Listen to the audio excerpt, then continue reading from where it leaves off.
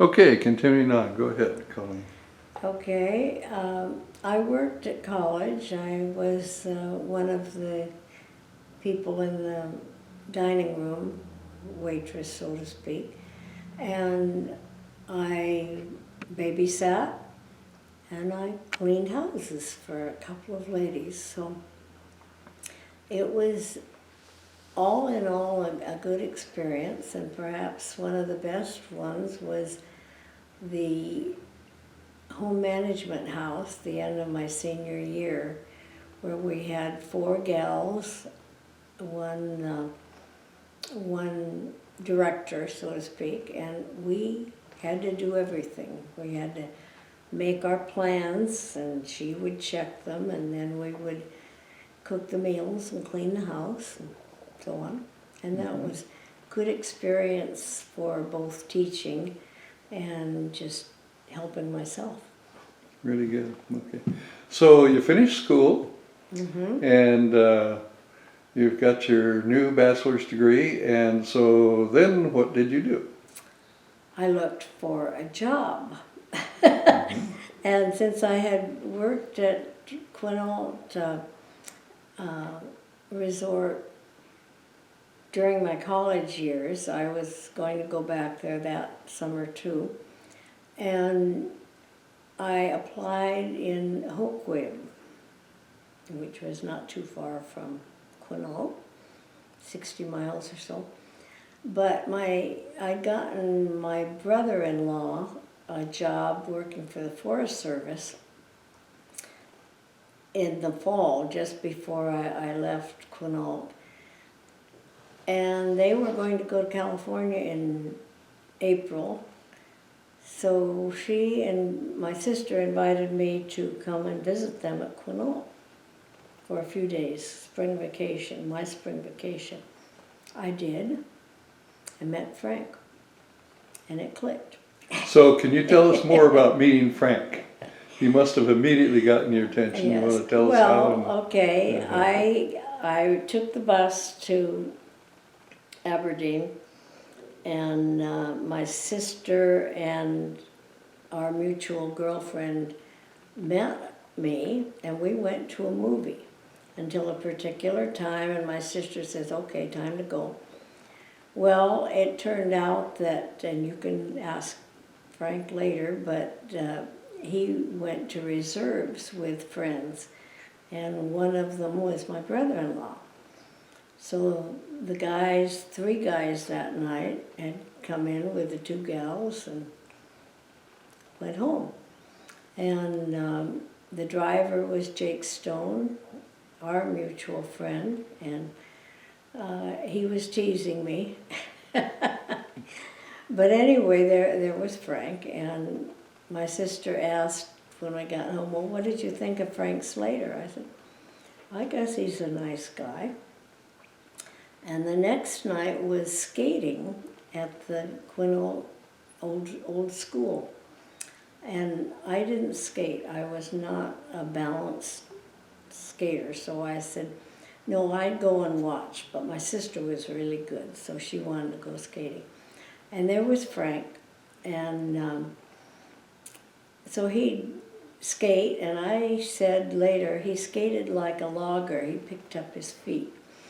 And anyway, every time he skated around, I was sitting in the bleachers, and he'd say hi or something, or wave.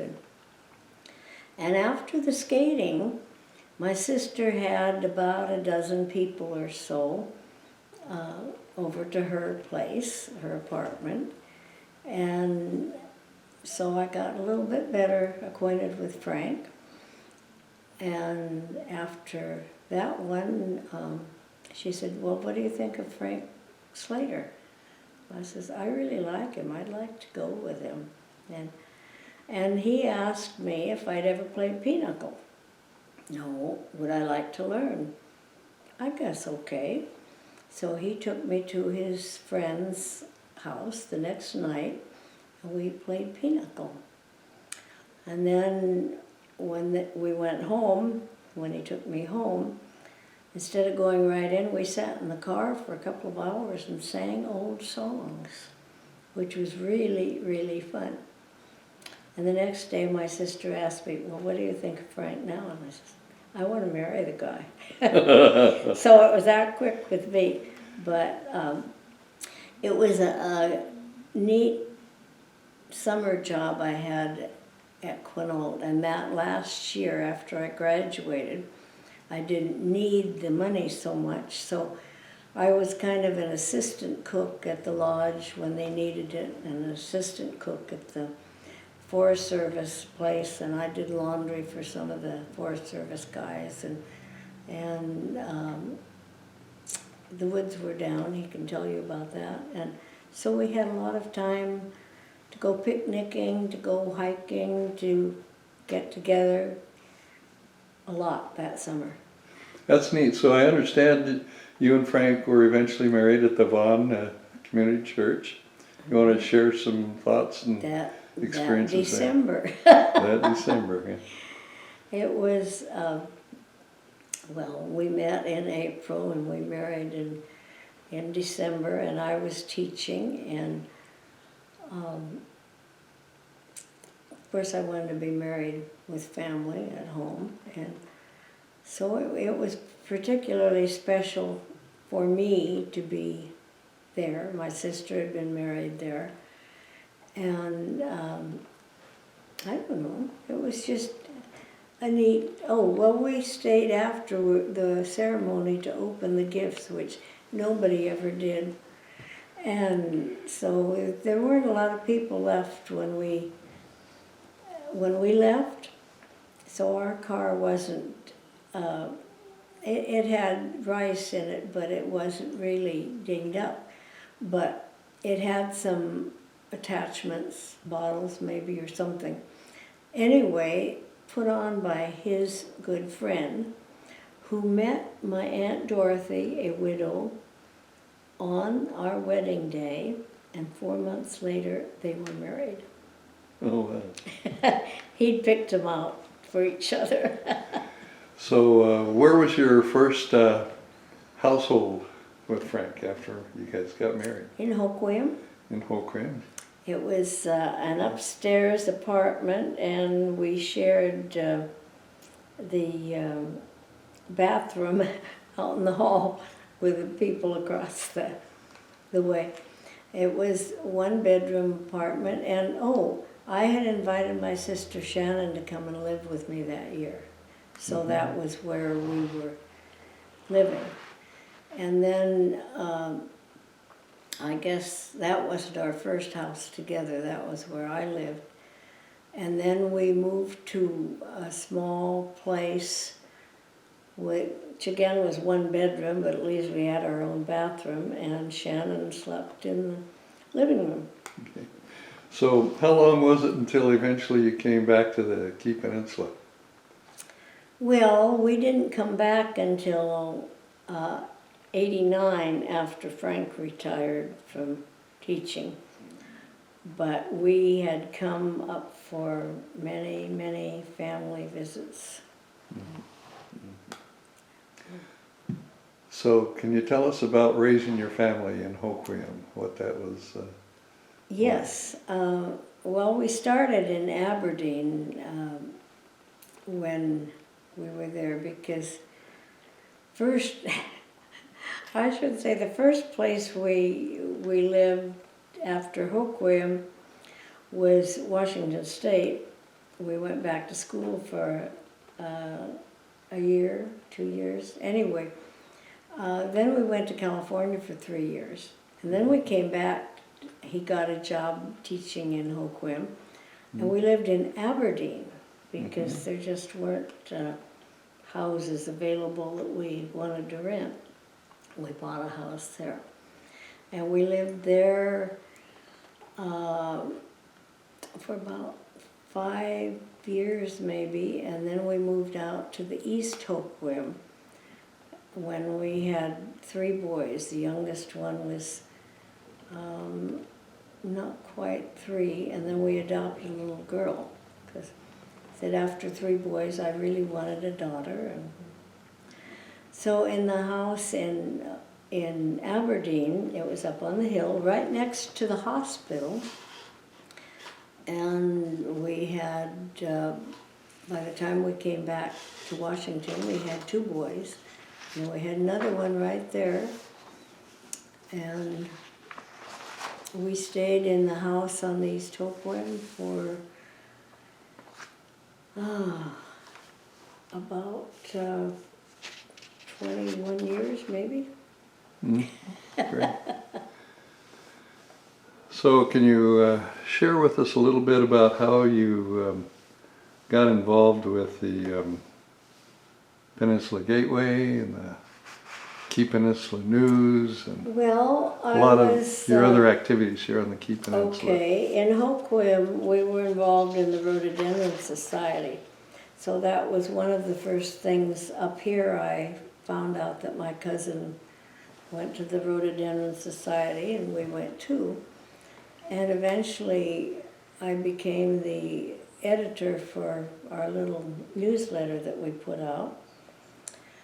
And I would write news clips about that to the Gateway and to the KP News. And so then I submitted a couple of things for Key Peninsula News. And then when they reorganized, I think it was 2002 or 3, and I went in to meet with the organizational group, and I told the editor that I would like to write about local history. And I wasn't yet involved in this, but I became soon involved in it. So I wrote a monthly column for a while on pioneer stock of the local pioneers who'd been here 3 generations or more. And then I joined the Historical Society so I could look through books and information here. And I became a docent. And also I was involved right away with the Gig Harbor Writers Group, and eventually became the director of it, or organizer or something, which started in 1990 and just stopped for lack of people a couple of years ago. So I've been writing ever since. Okay, now backing up a little bit there, when you went back to Pullman, I understand you got your master's degree in home ec, and then with that you became a teacher at Peninsula? No, I taught the year between. Oh, you taught. I went to Washington State College and graduated, taught a year, went back to Washington State University Okay. and got my degree. Okay. But since then, I've only done substitute teaching in adult classes. And no, that isn't all. I taught preschool parents in Hoquiam. Oh, okay. Well, no, it was in Aberdeen. We lived in Hoquiam for about 10 years. And when we first moved up here, we were building, and we would go back down to Hoquiam in our house down there, which our kids lived in. And I'd teach 2 classes or 3 classes, whatever it was. And I helped organize that group. Now, Raindrops Preschool is what they called it, and added an evening class for so that the dads could come too. And when I retired from that job, it took, they said, 3 people to replace me. So Oh, wow. you get into it and you just do the same thing, but Sure. Sure. and I never taught full classes again. Okay. Okay. So what other activities did you like here on the Key Peninsula and that you became involved in? Key Singers. Mm-hmm. Had a good involvement with that. And one of my best friends, Mary Ann, was the director, or became the director. The historic Von Bay Church, which we rented next door they had organized it, and then I joined them, and basically when we became a real church open to others, I was the one who organized the worship service and called the pastors. Mm-hmm. I even preached it a couple of times, but that wasn't a big thing. Anyway, the gateway, I have had 2 columns for a long time, and then finally it's down to just 1 column, but I applied and they said, well,